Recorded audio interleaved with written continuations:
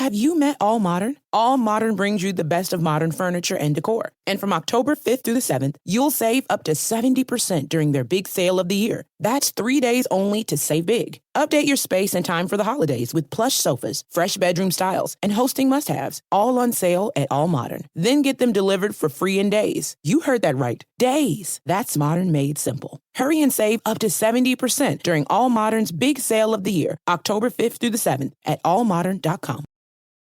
What is up, and welcome to another edition of the Bruin Bible. Will Decker, your host. Make sure you guys are liking and subscribing the podcast. We are brought to you guys today by our advertisers. Our advertisers are Bell to Bell Fitness, Shea Tor, a realtor out in Arizona, former Bruin alum, and my main man Howard Chang, a realtor right here in Los Angeles. Let's go through them, guys.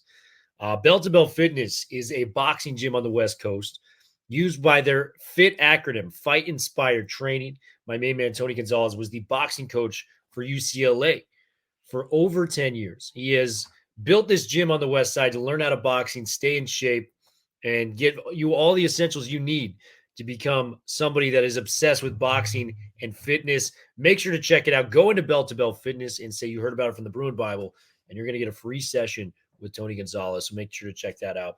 Shea Tor, my main man. Shea Tor is a licensed real estate agent in Arizona and a lifelong Bruin. He's a current Wooden Athletic Fund donor and football season ticket holder. When not selling houses or going to UCLA games, he loves to travel the country, checking out different arenas, ballparks, and stadiums. If you're looking to make the move to Arizona or know someone who is, please reach out to our loyal friend, Mr. Shea Tor. His phone number is 602-487-3975. Once again, his number is 602-487-3975. Make sure to check that out. And then the local realtor we got out here, Howard Chang. Howard Chang is a local realtor with the Serene team at eXp Realty. Their team has an office right here in Culver City, though they help clients buy and sell homes all over the LA County and the surrounding areas.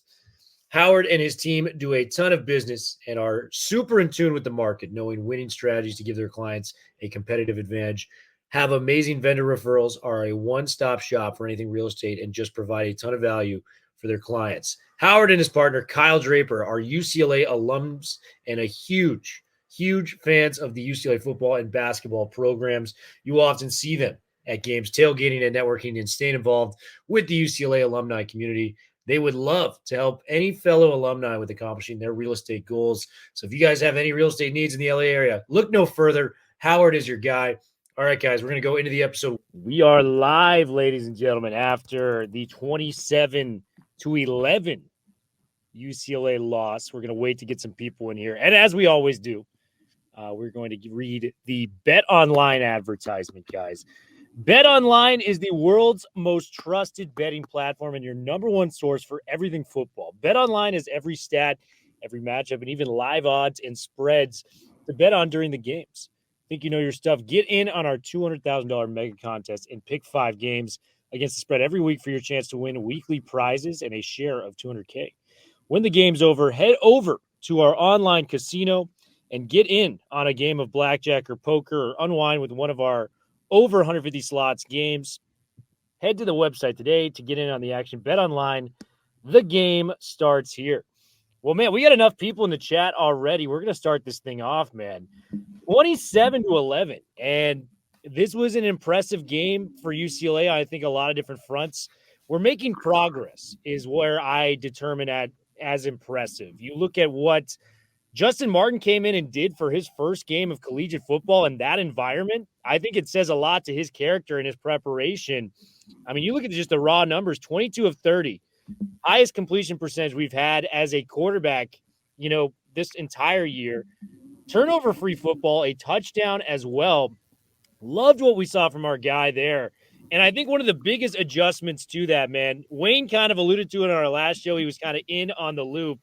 Sam Union at center. It moved Carlin back to his natural position of right guard, where Carlin's finally playing at his strengths. We've got a natural center in there in Yoon, and we truly have our 5 best linemen out there. Prongos, who many of us didn't think was going to be a starting caliber player this year, is looking like one of our best linemen.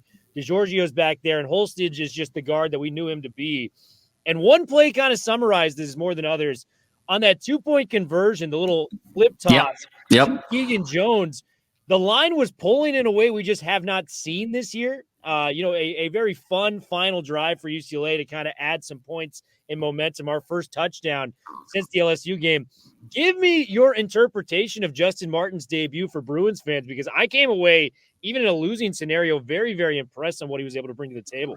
No, very impressed, Will. And, let's look at this sort of contextually. This is the first career start at Happy Valley. This is arguably the hardest first career start you could possibly have in all of college football. And I thought Justyn Martin did a phenomenal job. And I think one of the concerns, Will, that we had with Martin, kind of watching him over the course of the spring and the fall, is sometimes, maybe the pace of his reads wasn't maybe as quick as needed for sort of Power 5 college football. Sometimes he'd lock on a single receiver. And so we were really looking for sort of that progression element. And I thought, Will, his poise was absolutely terrific. His ability to kind of stay in the pocket, know the rush was coming, and find his outlet receivers was absolutely terrific, particularly on those first two drives. And I think this has to sort of go hand in hand, Will, with Eric Bieniemy. I think Eric Bieniemy called his best game of the season by far. And I think it was one of the things that we were really looking for. What have we been really clamoring for the last couple of weeks is short throws. Let's go one read, two read, and balls out. Or you take off and run. And that's exactly what we saw over the course of this game, Will. I loved what I saw from those first two drives in particular, where Martin was just so decisive with the ball, particularly on third and fourth down situations. There was the 2 third down conversions to Logan Loya on those first two drives. There was that fourth down conversion to Matavao, and then he had another fourth down conversion to Loya on that final drive of the game that set up the 1st and goal before that final touchdown. So I think Martin did a terrific job, in having the poise to let his outlet receivers sort of get out in the flat, but then B, the call of Eric Bieniemy to sort of keep everything quick, short, one read and go. And I thought that was absolutely terrific. And I think a third element, Will, that we saw from Martin was kind of the arm angles, even to get the ball out. There were a couple of those sidearm throws that he was able to make just to get the ball out in the flat that I thought was terrific. And we're finally utilizing the offensive weapons that we should. Welcome back, Logan Loya, and the leading receiver on last year's team. We were obviously wondering what is really going on here. Hopefully this now catapults Logan Loya to again position himself to be the leading receiver on this team moving forward, because I think that's where it needs to go. And then also with Matavao as a receiving tight end underneath. And then I thought TJ Harden did a phenomenal job as a receiver as well, particularly on that beautiful 53-yard wheel route where, again, Martin was able to sort of extend the pocket, with his drop back and find that ball before he got hit. So I thought Martin did a great job, but I think it went hand in hand, Will, with Eric Bieniemy's play calling. You saw very few, if any, 5-step drops, 7-step drops. Ball was out really quick, and that was the biggest difference in this game for me in terms of how we're feeling about this team moving forward going into next week. Yeah, man. And it just, the execution was just so much more crisp out there. That's the word I would use. We were talking right before we went live on the show.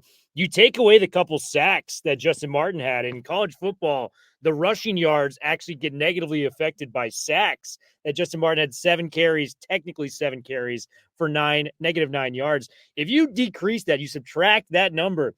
This is the first game we've run for over 100 yards. Berger showed flashes. Keegan Jones had that 22-yard scamper. Keegan, TJ Harden, these are guys that just came out to play today. It was a lot of fun to watch those. And you made the point, man. It's not rocket science putting the ball in your playmakers' hands. Logan Loya has been a stud at UCLA for a long time. It's about time we started feeding him the ball. Had that touchdown at the end in the red zone, 6 catches, 57 yards. Made some really big catches. And, the one in the first half, it was 3rd and 10, and they hit Loya over the middle for his longest gain of the day of 18 yards. I thought that was just awesome to see him back in the fold, because it's not like this guy can't play. It's one thing if you haven't proven yourself time and time again. Logan Loya, was our biggest playmaker in the receiving room last year statistically, and it just felt like a wasted opportunity for him these first 4 weeks of football with him not really being in the mix outside that LSU first half. So keep feeding the ball to Logan Loya. Keep feeding the ball to Jalen Berger. Martin was very impressive. I do think the line made a difference. Even that half a second, full second right there really helped him out in terms of processing. I thought it was very impressive what he did.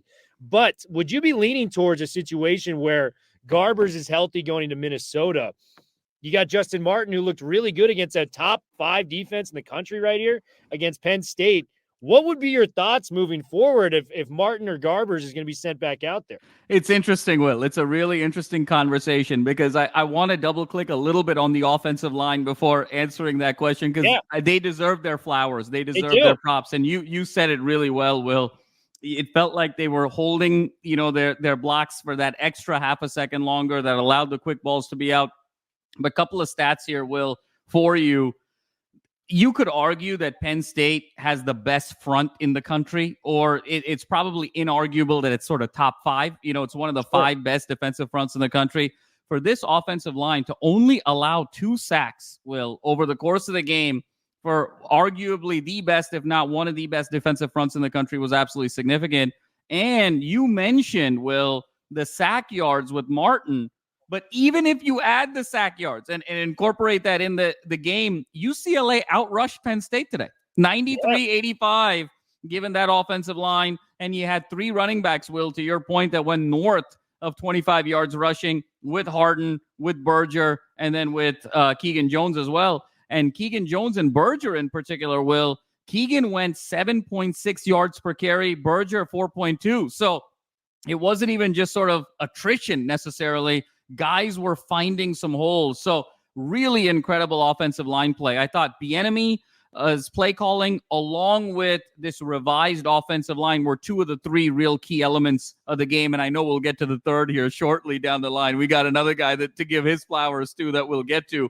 I think, Will, it's really interesting because it's not quite apples to apples. I think Martin was absolutely phenomenal, but we haven't seen Garbers be the beneficiary of this line. Right, with this adjustment, right? And we haven't seen Garbers be the beneficiary of this play calling from Eric Bieniemy. Eric Bieniemy called a wildly different game today than he has over the course of the season. So I think it's unfair to say J-Mart or Garbers because it's not quite apples to apples. Both circumstances are different. Will, I would expect both quarterbacks to play next week against Minnesota. And I think that was going to be a game where you sort of decide after that game who's going to be your quarterback moving forward. I think Martin has done enough where you want to sort of put him out there a little bit. I could see a world here where both guys get a run next week against Minnesota, and then you determine, because think about this, Will. You get Minnesota next week, and then you got the bye.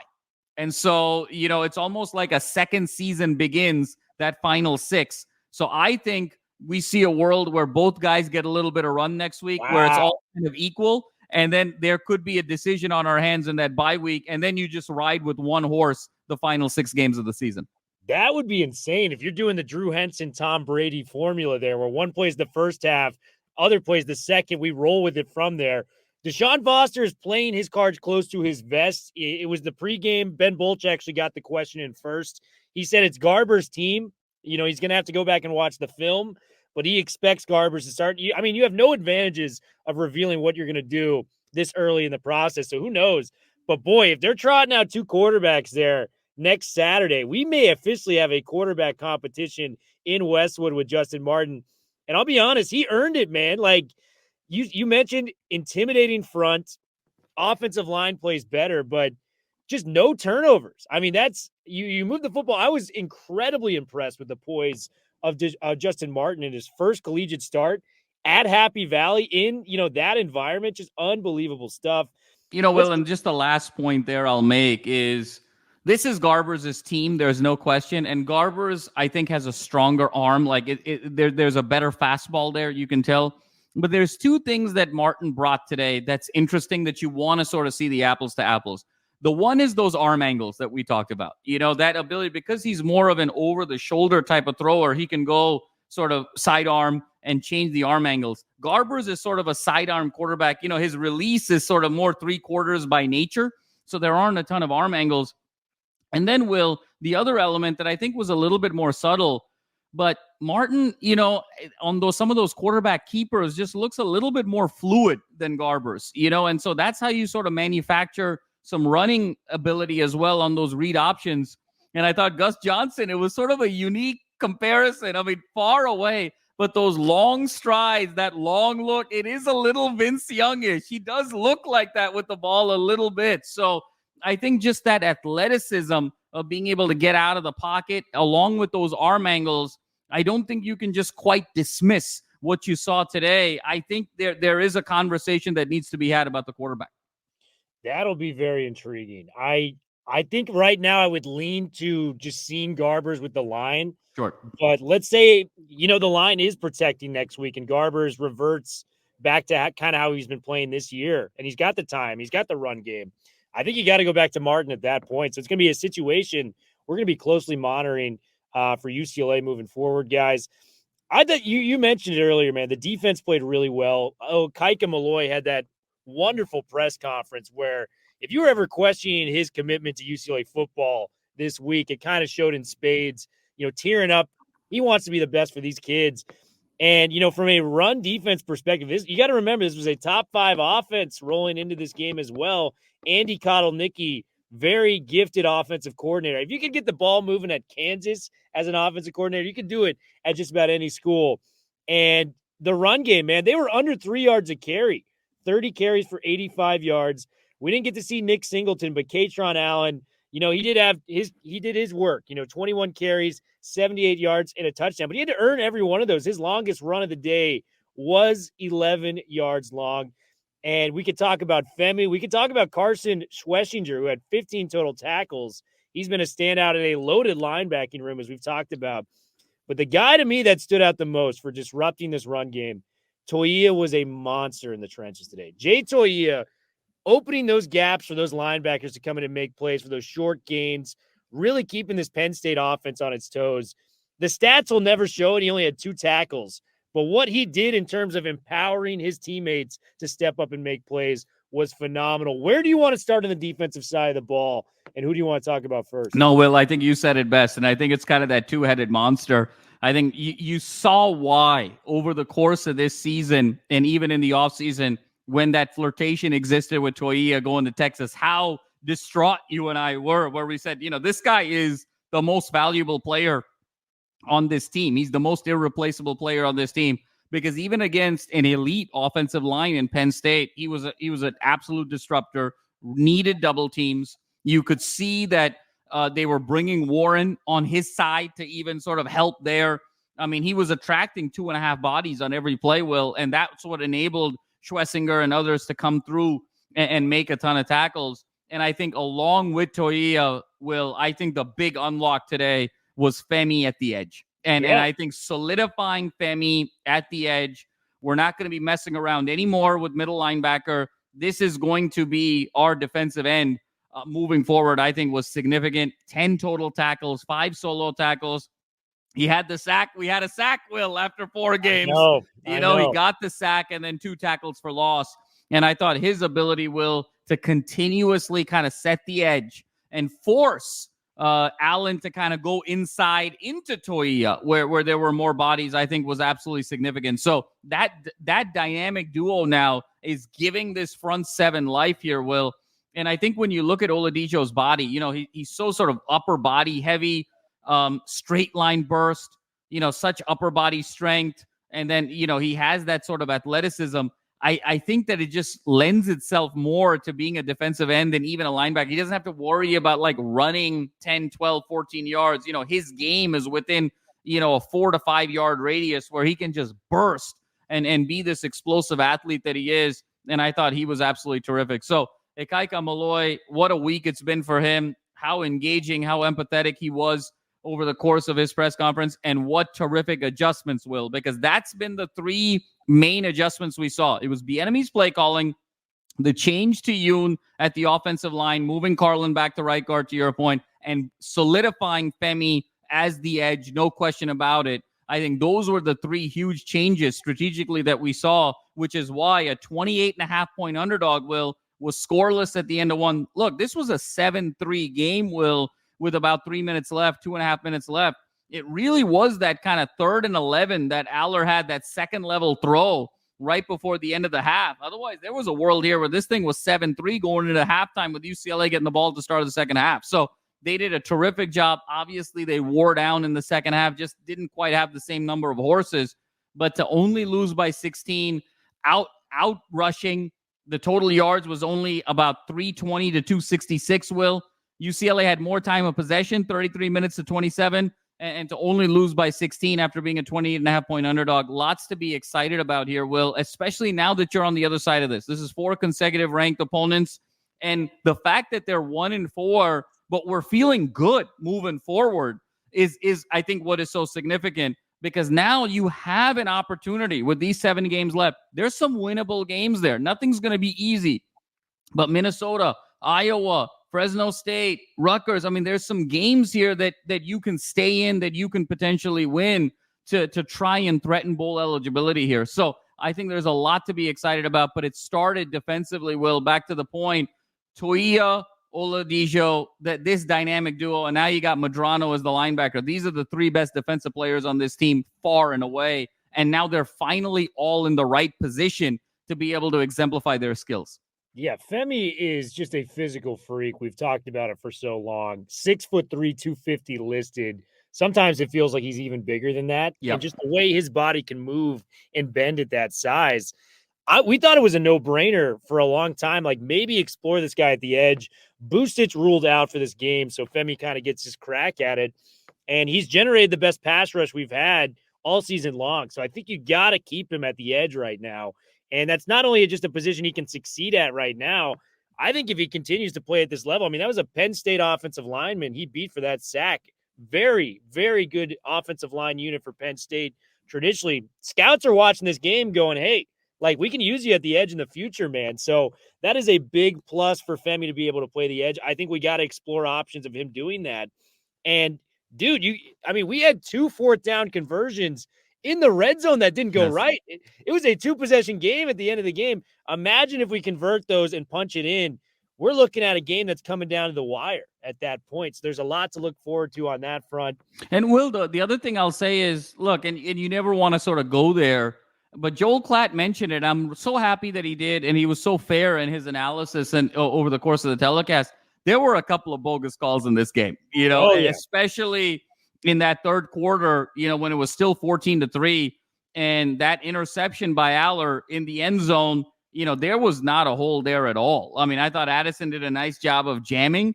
And then, it was sort of step for step at that point. And then when you saw it sort of on the other side, when Berger got just egregiously held and that wasn't called, I mean, just think, Will, if that interception even takes place, you're still 14-3 with about 8 minutes to go in the third with the ball. You're still sort of in it, at that point. So, the officials didn't do the Bruins any favors on that particular play.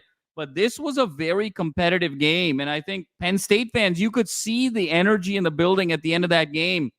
They walked out of that stadium nervous about their team because UCLA availed themselves so well. Yeah, and I mean, you look at what Drew Aller did, who I admittedly higher on than you and Wayne were. But, he was 17-24, 237 yards. You take away his biggest completion today, which was nearly 60 yards to Liam Clifford. You're looking at a guy that was pretty contained for the most part, like 160, 170 yards passing. So you got to give credit to the secondary group and Cody Whitfield and what they were able to do in terms of limiting the downfield passing, limiting the run game. This was Malloy's, masterclass so far this year. I thought he did a hell of a job, and it really showed with that front. So I'm going to pose you a question. You mentioned the 3 kind of things that really helped UCLA really get over the hump this week and really put themselves in the ball game. The offensive line improving, Bieniemy's play calling, Femi at the edge. 1 through 3 rank which one was the biggest for UCLA in terms of them, putting together a performance that we can at least hang our hat on and say we tried hard on. Yeah, I mean, that's tough, Will, because they're all 3 are so great. Yeah. I think number 1 is actually the ability to set the edge. I think the fact that they were actually able to kind of get some edge presence defensively and not be able to wear down, I think that was really critical. And then I think number 2, obviously the offensive line was so critical. We were sort of talking about it. I'll go offensive line 2 there, and then Bieniemy's play calling 3. Although I will say, Will, Bieniemy sort of calling a different game was also really significant. So really hard for me there. You could argue offensive line 1, Bieniemy 2, Femi at the edge 3. You could do it any number of ways because it was so much at the margin. But for me, I think I'm just going to go. I know the offensive line has been so maligned, but I think a lot of what we saw, even in the second half of the LSU game, even at times, even with Indiana, we've fallen behind early just because of our inability to set the edge, and there's no pressure on third down. And then that puts you behind the 8 ball offensively. Teams blitz more, and because your offensive line is poor, you're more susceptible to sacks. So there's like a domino effect. So as a result of that, it may be a bit of a curve, but I'm going to say the ability to set the edge 1, the offensive line adjustments 2, and then Bieniemy's play calling 3. I think that's a great response. I'm going to flip it. I'm going to say the offensive line. Sure. Totally fair. Bieniemy from a play calling standpoint, you could call whatever play you want, but if your quarterback's getting no time back there, you can't do anything, right? It looks better when you're making plays, but it's also like, hey, my quarterback actually had some semblance of time in the backfield. So offensive line, they were rushing the ball as effectively as it was looked all year. Offensive line deserves all the credit. Carlin is a good right guard, man. He just playing that center position. We talked about it. It's like turning your Pat Ewins into a freaking 3-point shooter. You just can't do it. It's just part of the game. Setting the edge is very close number 2. I mean, it's a very respectable answer. Richard Sherman had this point as a corner himself. He goes, the best way to be a good corner is to have an elite defensive line. Right. You don't have to do much back there. If your D-line is getting pressure on them, it forces ill-advised throws from the quarterback.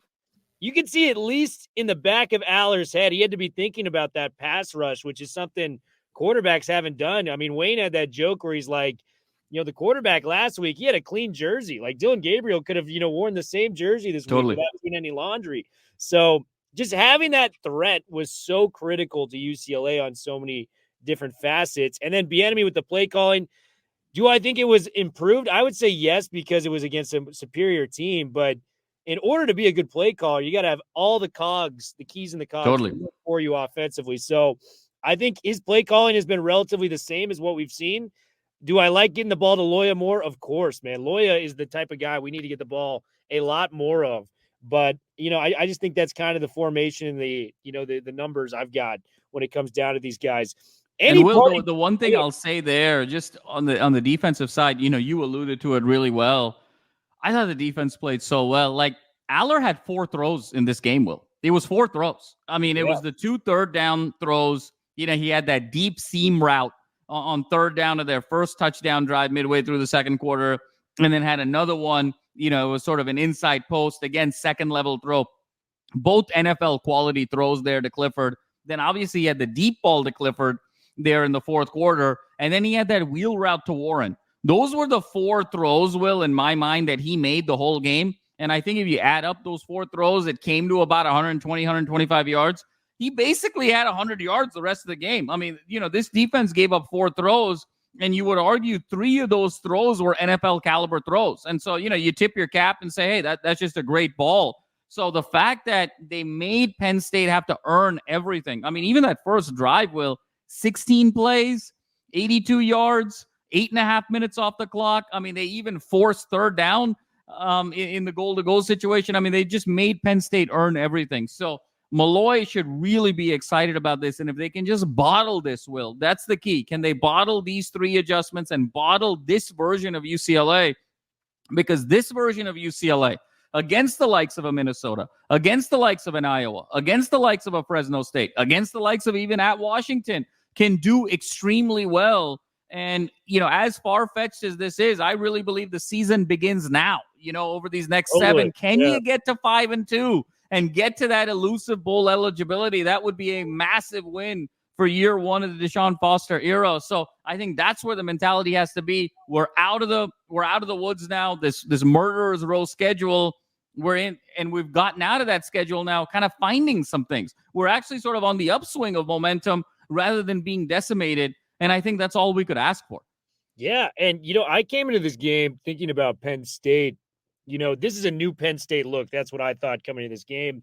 They finally got the offense right. The defense is usually always in this category, pretty elite defense. But it's the same thing, man. Yeah. Unless if Nick Singleton comes back and is all Big Ten running back, which is plausible. Sure. But, they just don't have enough guys that can make plays. This feels like the same Penn State team for the last decade plus under James Franklin. So if I'm, in terms of should UCLA fans or Penn State fans feel better about this game, it's unequivocally UCLA. Yes. Penn State fans have got to be just going, is this the same thing I've been watching for a decade plus? Because Franklin has consistently proven he is pretty good, but he's not great. He's not great. He's just on the outside looking in. And Will, they were. It's such a great point that you made because they were alluding to it. And obviously, we're not a Penn State show, but we'll dabble here for just a minute. 3-15 under Franklin against top 10 competition. 6-22 Will against top 15 competition. Wow. And I think the big element that's missing for Penn State right now is these guys on the outside. Harrison, Evans, they were excited about these two guys. Hey, look, you can look good on 50, 60, 70-yard balls against Toledo and Kent State, but against Big Ten competition, where are you? And I think that's going to be the key. If one of those two guys doesn't kind of separate and be a real weapon on the outside with this two-headed monster running back, and then Warren, who's kind of this gadget. It's almost like if Tim Tebow played tight end. That's sort of who Warren is. But if they don't have that threat on the outside, Will, they're just not going to be able to compete with the likes of Ohio State, Oregon, even USC. Yeah, I completely agree, man. And, I think on that note, we got to sign off, guys, but I really appreciate everyone coming out. We're going to try to do some lives coming forward. The season, as Madman alluded to, starts now. We need to take care of business against Minnesota. If we could just find a way to even sniff bowl eligibility. I, as a UCLA, person that covers the team, you as well, you a fan and alumnus, even getting to 5 wins would be just very encouraging going into year 2 of Deshaun Foster. So, guys, keep the faith. There was much improvement to be had today, and let's hope it continues to move in that trajectory. You guys have a great rest of your weekend. We'll be back later this week. I think we're going to try to get Wayne on again to preview this Minnesota game. He's going to have a lot of positive thoughts about his time at Penn State. But you guys have a great one. We'll talk to you soon. Bruin Bible, we are out. Have you met All Modern? All Modern brings you the best of modern furniture and decor. And from October 5th through the 7th, you'll save up to 70% during their big sale of the year. That's 3 days only to save big. Update your space in time for the holidays with plush sofas, fresh bedroom styles, and hosting must-haves, all on sale at All Modern. Then get them delivered for free in days. You heard that right. Days. That's modern made simple. Hurry and save up to 70% during All Modern's big sale of the year, October 5th through the 7th at allmodern.com.